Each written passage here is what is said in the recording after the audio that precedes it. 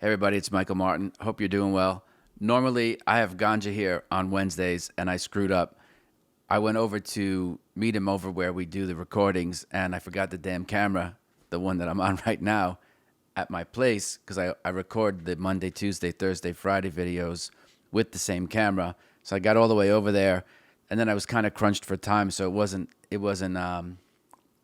I couldn't double back, grab the camera, then go back, this and that. So the reason Ganja isn't here today isn't for any other reason than I screwed up. I was a bonehead, and I forgot the camera at home. Sorry about that. We did have a good little chat while we were over there together.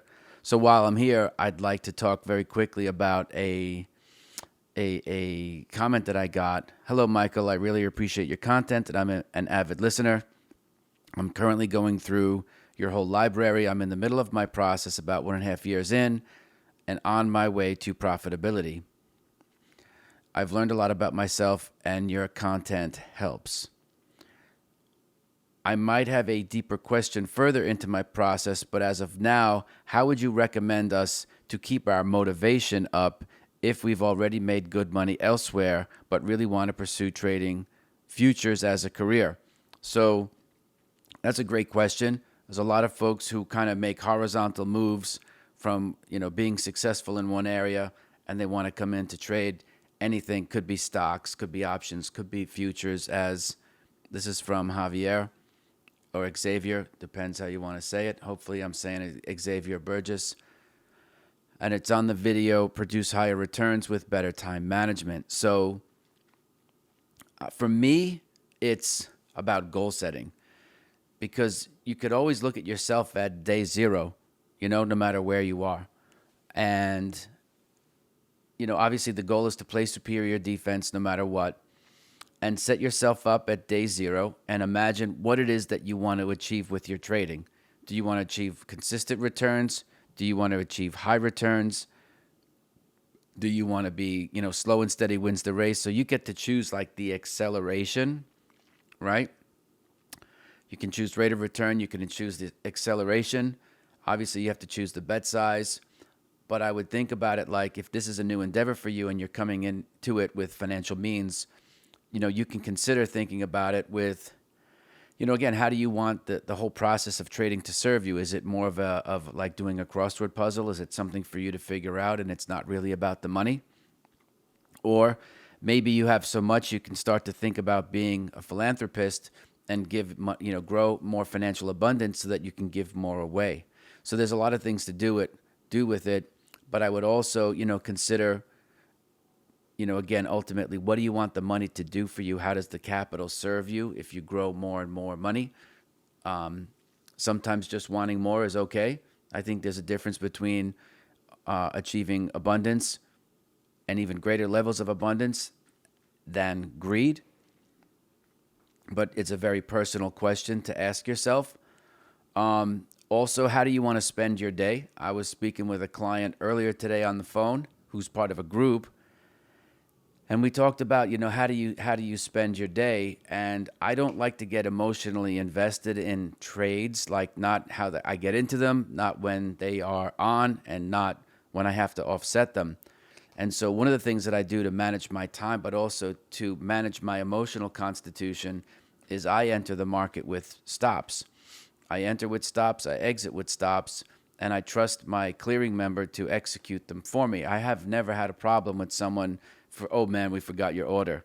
And so that doesn't allow me to act on a hair trigger response and want to kind of step over my rules and then want to affect a transaction when there isn't one there. How can this happen for you? Well, maybe if you're got $1 million, risk 0.5% or 5,000, your system generates as much as 3R on average in your winners. And so you want to learn how to trail your stops. So basically what you can do is, obviously, as soon as you get your order entry filled, you put in your protective stop.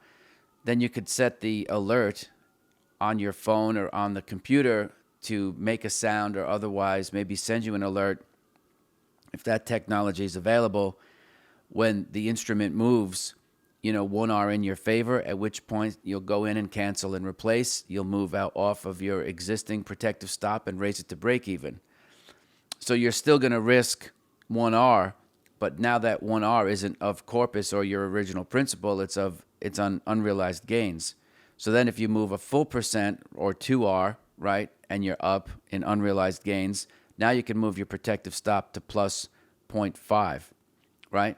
So you still have 1R at risk, but now, against, a market moving very quickly or gapping against you, you're pretty much guaranteed to make money. And then you can stagger those all the way up.